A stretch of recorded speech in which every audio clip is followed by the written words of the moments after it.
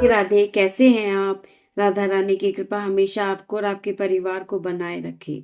आज हम आपको तीर्थ का महत्व बताते हैं। एक दिन हर आत्मा को वैतरणी नदी पार करनी होती है। उसके साथ न तो परिवार होता है, न धन होता है और न ही नाम होता है। साथ जाता है तो सिर्फ उसके कर्म।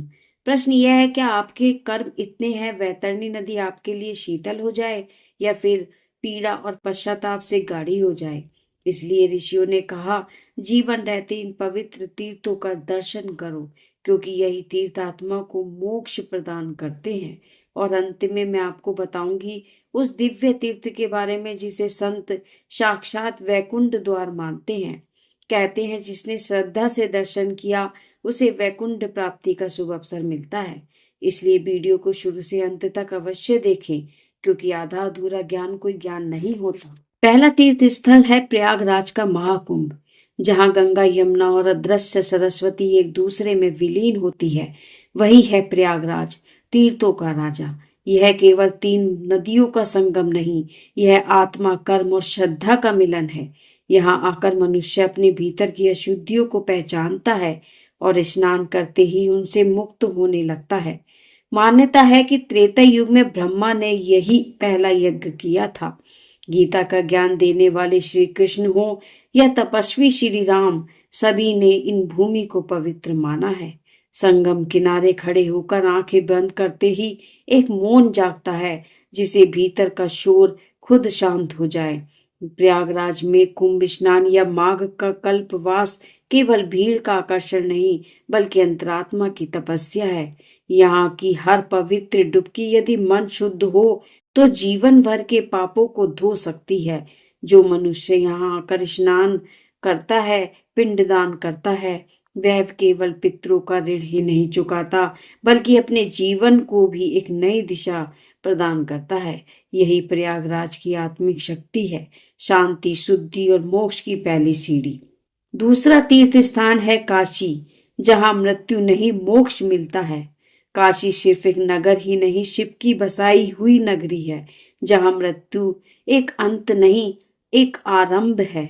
गंगा के तट पर बसी इस नगरी में आते ही ऐसा लगता है जैसे समय ठहर गया हो और आत्मा स्वयं से प्रश्न करने लगती है। मणिकर्णिका घाट की अग्नि कभी बुझती नहीं। यहाँ हर चिता, हर राख एक कहानी कहती है कि जीवन क्षण भंगुर है, परंतु मोक्ष शाश्वत है।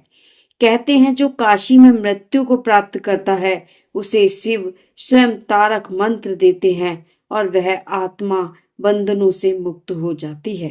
विश्वनाथ मंदिर की घंटियों में केवल ध्वनि नहीं, ब्रह्मा की पुकार गूंजती है। हर मोड़, हर गलियों से भक्ति टपकती है। यहाँ एक क्षण का ध्यान भी भीतर एक नया प्रकाश जगा सकता है। जो भी मनुष्य जीवन में एक बार काशी आता है वह मृत्यु से डरना छोड़ देता है, क्योंकि यहाँ आकर वह समझता है कि मोक्ष कोई कल्पना नहीं, वह यथार्थ है। काशी में दर्शन नहीं होते, आत्मा जागती है। अगर आपको वीडियो पसंद आ रही हो तो इसे लाइक करके सब्सक्राइब करिए। आपके सब्सक्राइब से मुझे बहुत प्रेरणा मिलेगी, ताकि मैं इसी तरह सनातन धर्म का प्रचार करती रहूं। तीसरा तीर्थ स्थान है द्वारिका, श्री कृष्ण की नगरी। गुजरात के पश्चिम छोर में स्थित द्वारका केवल एक नगर नहीं, यह तो कृष्ण की लीला भूमि है। कहते हैं कि द्वारिका के दर्शन केवल मात्र से जन्मों के पाप नष्ट हो जाते हैं। द्वारिकाधीश मंदिर के शिखर को देखते ही हृदय में एक अद्भुत श्रद्धा का प्रसंचार होता है। यहाँ की हवाओं में भी कृष्ण नाम का स्पर्श है। समुद्र तट पर खड़ा होकर जब भक्त कृष्ण का स्मरण करता है तो उसे लगता है मानो समय रुक गया हो और गोपी भाव में डूबा युग फिर से लौट आया हो। द्वारिका के दर्शन से मनुष्य केवल दर्शन नहीं करता, वह प्रेम और भक्ति के महासागर में उतर जाता है। चौथा तीर्थ स्थान है जगन्नाथपुरी, जहां भगवान स्वयं भक्तों तक पहुंचते हैं। ओसा के समुद्र तट पर बसा जगन्नाथपुरी केवल एक मंदिर नहीं, भक्ति का ज्वार है। यहाँ भगवान विष्णु जगन्नाथ अर्थात संसार के स्वामी रूप में विराजते हैं। उनके विशाल नेत्र और सरल रूप में यह आदेश देते हैं कि ईश्वर किसी सीमा में बंधे नहीं हैं, वे सबके हैं। पुरी का वातावरण अद्भुत है। मंदिर की ऊंचाई, शंख ध्वनि, समुद्र की लहरें मनुष्य को यह अनुभव कराती हैं कि यहाँ वैकुंठ धरती पर उतर आया है।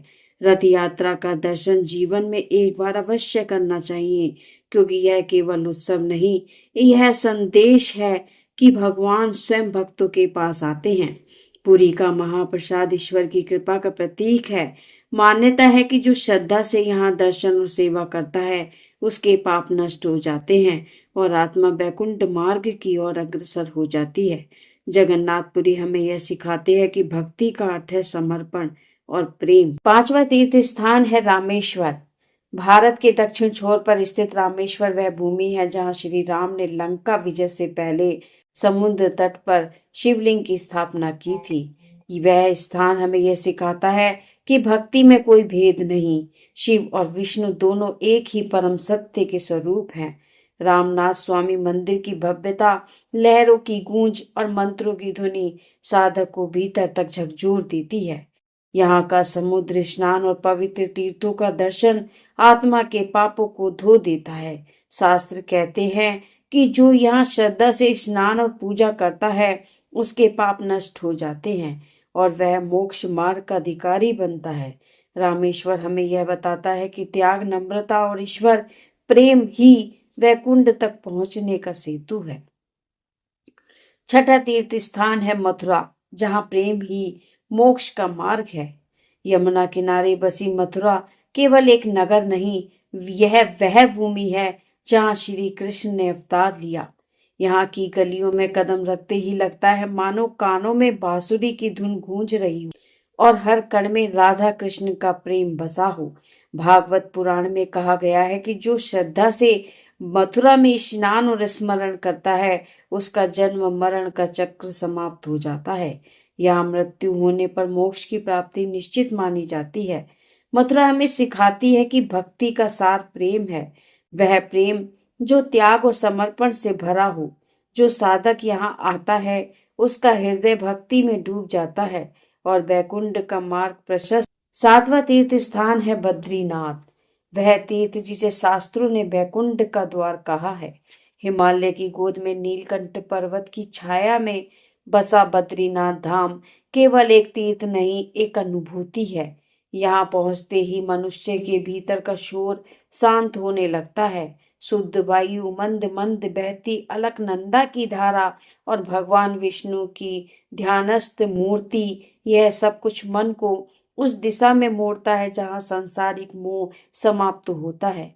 बद्रीनाथ को 4 धामों में से सर्वोच्च माना गया है।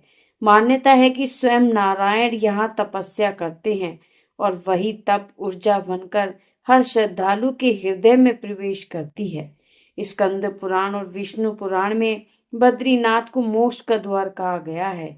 यह 4 धाम में सर्वोच्च है और मान्यता है कि जो साधक श्रद्धा से यहाँ दर्शन करता है, उसका पुनर्जन्म समाप्त हो जाता है।